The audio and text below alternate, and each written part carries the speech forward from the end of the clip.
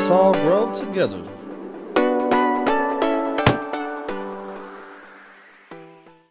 What's up, YouTube? So today I'm going to show you guys how to bypass a Windows password on the Getac V110 G3 computer running a Windows operating system. So this is just the password for Windows. If you have a BIOS password that you're trying to bypass, let me know in the comments below as to what BIOS that is or what computer that you have, and I will definitely get back with you as to where you can find that information, or I might even make a video myself. Depending on which BIOS you have. So I have some few computers laying around. So the only thing you're gonna need is the Windows Enterprise bootable USB drive, which I've already made and have a video for in the link below. So just let me know if you guys have any questions about that as well in the comments in this video, or the one that I made specifically for that bootable USB drive. All right, enjoy. All right, first let's show you guys that the operating system actually has a password on it, and it is logged into my email address. So it's just a pin up there, or you got your regular sign-in options. Can be controlled remotely for sure, but we're gonna go ahead and bypass all that. So first we're gonna start by shutting it down.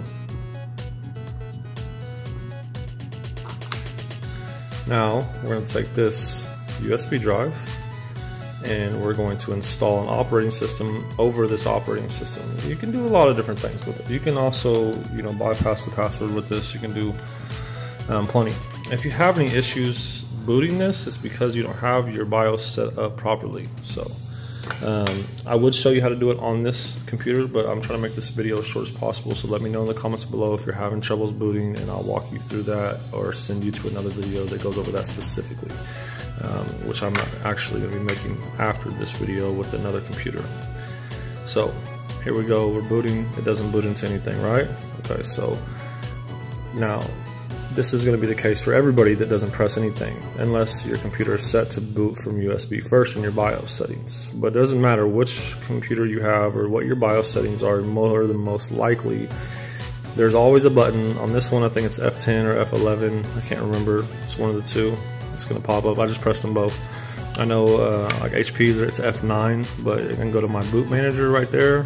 Yours might say boot utility. It doesn't matter as long as it goes to boot, and you can choose which one you want. Mine is going to be, what I'm picking is EFI USB drive, USB flash memory. So we click that. And it's still booting into Getac first, because that is the basic input output system on this military grade PC.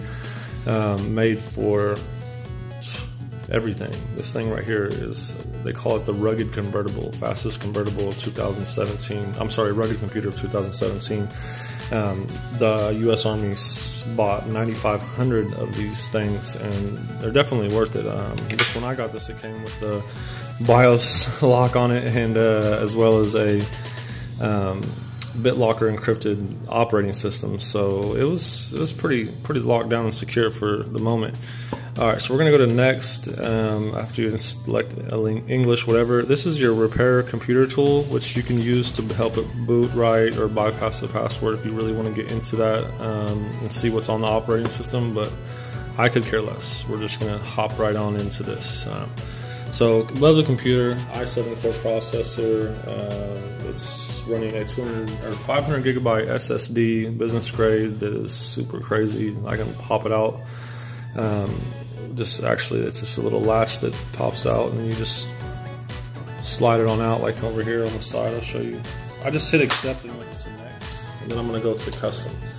Let me go back and just to make sure you've seen that, because I'm over here trying to show you everything. So accept the terms and conditions. I don't know why I'd have to re-show you that, but just in case, because there's always that one. I know I had been that guy before.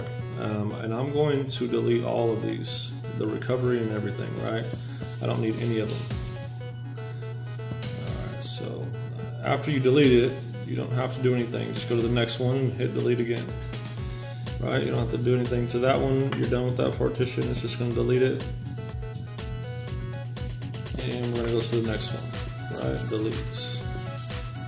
Okay. The recovery, we're going to delete that as well. Okay. And now it gives me the option to do something with this unallocated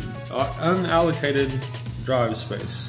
So we just hit next, and that's it, folks. You have successfully bypassed the password, deleted everything on the computer, and you're reinstalling the operating system. Now, I don't particularly like how this sets up, but that's just Windows' new backwards expanding partitioning system, and so that's probably really confusing for most people, so I'm not going to get into it. But once that's done, it's going to boot a few times. The first time it turns off is the only thing you need to know. Pull the USB out, because it's going to ask you to do the same thing over again if you don't. With most computers, mine it won't because it's not set to boot from USB, but some people are going to go to their BIOS and change the setting to boot from USB. So once it returns on, it's going to automatically detect the USB and automatically boot from that. So this is going to take a second. I'm going to go ahead and stop the video. I will show you once I bypassed the security on the computer. I mean, it's real simple that this works though, like it's installing Windows. It's deleted everything on the computer. There's no more password there. It's gone absolutely 100%. So if you don't believe it, well, you'll never figure out how to bypass a password, because that's even more diligent if you're, at work, if you're trying to actually pass the password and get in there and get the information out of it. This is not going to give you the information out of it. It's going to write over the data after you delete it, which makes it, even that much harder to recover. So anyways, once you're done, you'll see that the computer boots up. I skipped a few steps just because I didn't want to have to show you how to pick your keyboard in your own language, as well as I didn't want you guys to have to wait for me to type a password in. So I've connected to a network, that way Windows can update, and I hit next, just a moment, and it's going to set up and install any updates that are needed. I'm going to pause the video.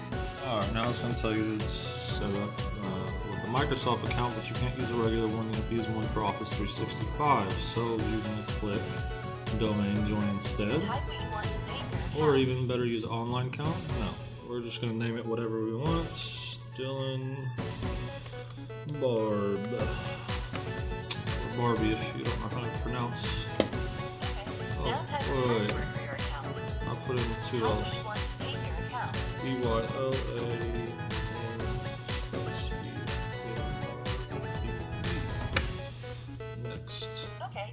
Type a password for your account. And I'm going to so once you type your password in, I'll ask you for your 3 security questions.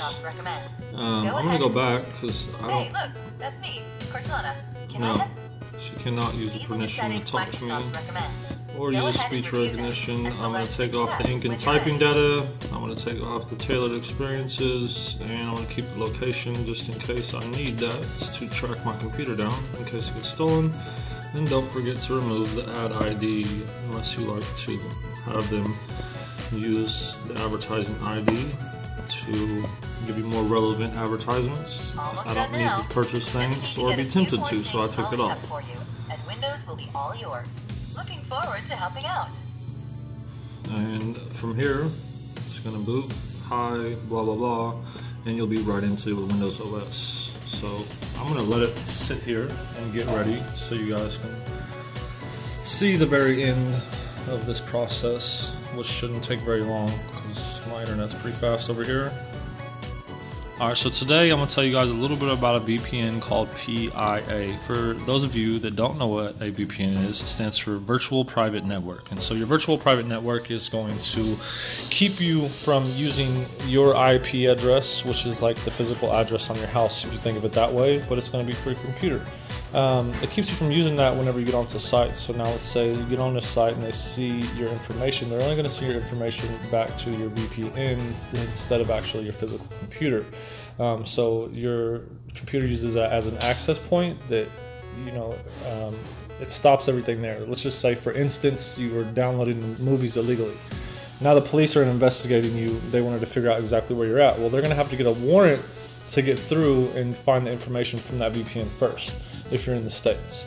But this should be done in about 10 seconds. So 9, 8, 7, 6, 5, 4, 3, 2.